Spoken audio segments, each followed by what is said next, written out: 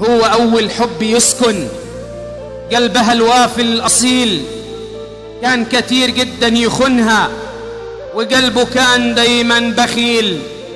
كانت الحب اللي ينفع يتوصف فعلا مثالي، هو كان واحد وعايز يمتلك كل اللي غالي. هي كانت بتداويه كل ثانية بنبض روحها، هو كان دايما يفكر في انكسارها وفي جروحها.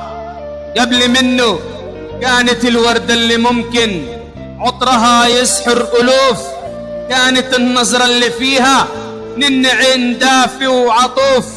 في الغرام ببساطة طفلة ماشية تتهجى الحروف، وبإيديه قطع جدرها وبخيانته طفى نورها.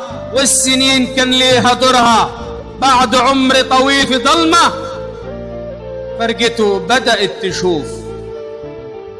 وعجب يا خال